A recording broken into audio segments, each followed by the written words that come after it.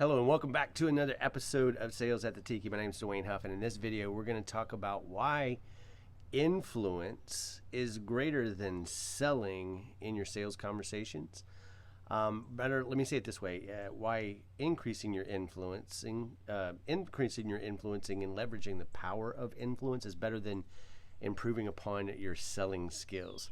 If you're just finding my videos, my name is Dwayne Huff. I'm a sales trainer, performance coach. And I run a company called Selling with Influence, a methodology called Selling with Influence, and I help sales professionals and sales leaders close more business consistently. But when I'm at my tiki bar, I like to hang out and kind of lay back a little bit, as opposed to when I'm in front of the whiteboard. I get a little more intense, and that's not this. I think this philosophy of influence versus selling. Let me break them apart so we're on the same page.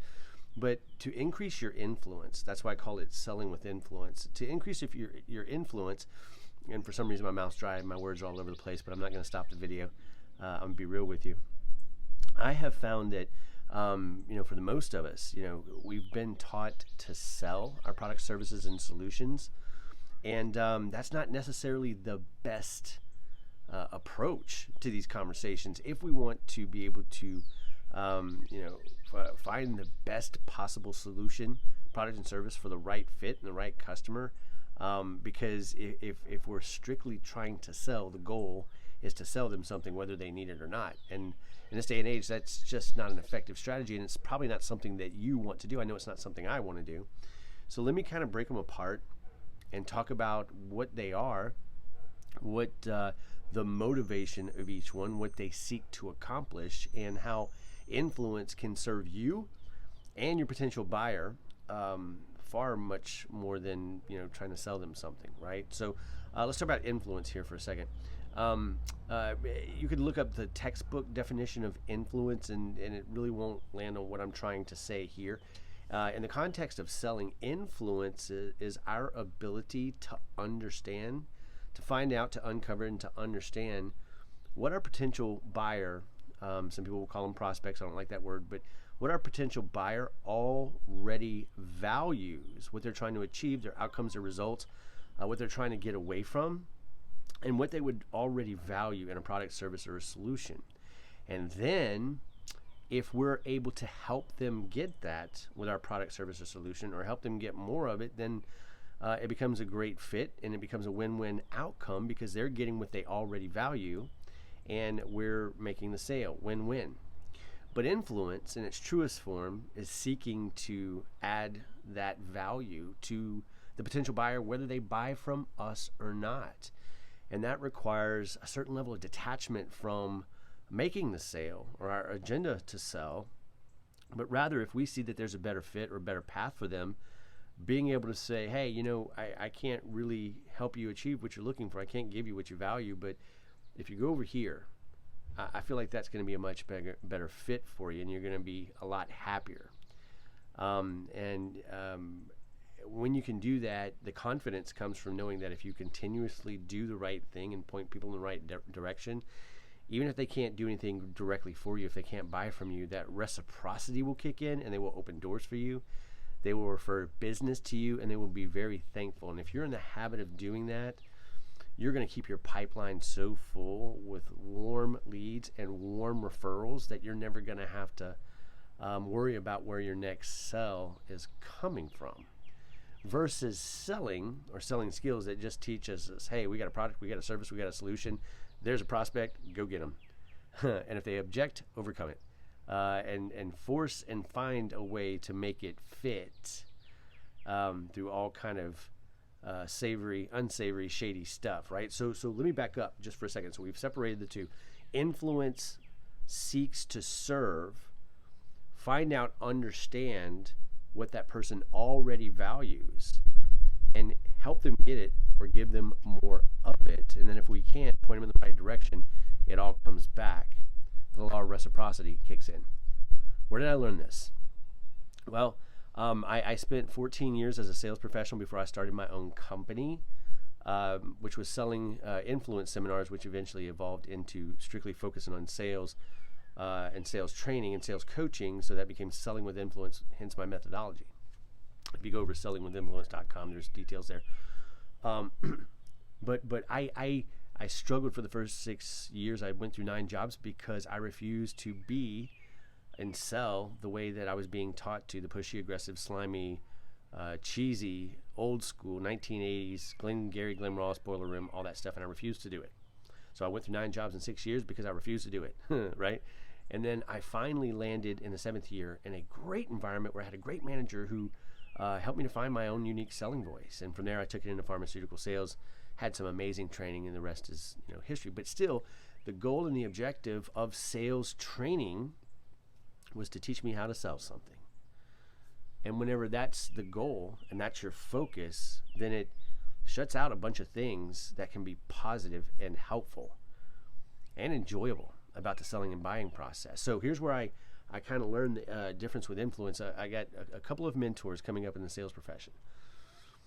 One was Zig Ziglar. We all studied Zig Ziglar back in the day. He was absolutely extraordinary salesperson and sales trainer. And one of the things I love that just stuck with me is when he said, you can have anything in life you want as long as you're willing to help enough other people get what they want. And there's so much in there.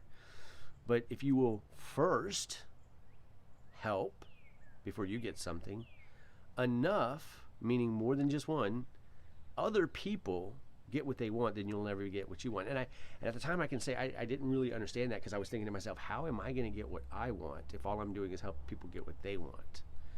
So I tucked it away. And then when I had the second conversation with one of my mentors, John Maxwell, if you don't know who John Maxwell is, look him up. #1 leadership and personal development authority in the entire world for like 5 or 6 years, according to Inc. magazine and some other big publications. He's published, I think, over 100 books, spoken all over the world. People love him. And I had the opportunity to spend, because I've been studying him for years, I had the opportunity to spend 5 minutes one-on-one with him in conversation. One of my certifications, John Maxwell Certified Speaker Trainer Coach. And when I went through that class, there was a very small number of people. It's a big organization, but there was only like 20 people going through this. They said, hey guys, because there's so few of you, we've got some time, and we're going to give you time to have one-on-one conversations with John. Now, you've got up to 5 minutes. Ask him anything you want. Have any conversation you want. Here we go. When I pulled up with John, John has always said that leadership is influence. Nothing more, nothing less. And I was absolutely captivated by that, because I came from student leadership. I was a 9-time student leader, 6-time drum major, and carried those principles and lessons into my selling career and then when I started my business. And they've carried throughout my life, so it always stuck with me. But I believe selling in its purest form is leadership, because we're leading, if we're doing it right, we're leading our potential customers, or our potential prospects, potential buyers, to make the best interest that's in their, make the decision that's in their best interest. And many times that doesn't involve us. Sometimes it involves tough conversations. So when I sat down with John, I said, hey, I love that saying, but unpack it for me. In the context of leadership is influence, nothing more, nothing less. What does influence mean? He said, have you ever tried to do something, create something, buy something, offer something to somebody throughout your selling process, only to have them say, no thank you, don't want it, don't need it, we're going in a different direction? I said, yes. He said, how'd that make you feel? I said, horrible, rejected. He said, why did it happen? I said, I don't know.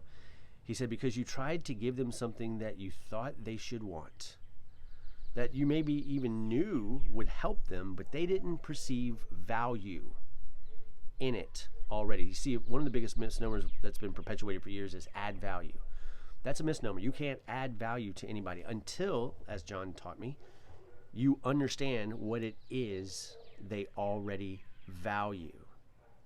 And how do we do that in sales? Well, if you do a very methodical, careful discovery, where you dive deep and you understand and you uncover and you listen, your prospect, your potential buyer will tell you where they spend their time, where they spend their money, what they hate, what they love, what they like, what they look for, what they expect.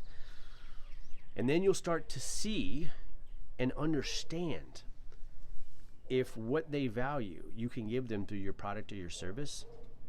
And if you can, you give them that or help them get more of it. So leadership is influence, nothing more, nothing less. John said, whenever you understand what it is they value and you give them that or help them get more of that, whether it's with your product or service or not, you influence them. Therefore, you lead them. And at the core, selling done right is leading the customer to make the best decision in their interest. And if it doesn't involve you, but you can open that door, you can point them in the right direction, you've influenced them and you've led them. And you've made a strong relationship of trust. You've built your network. They open doors for you.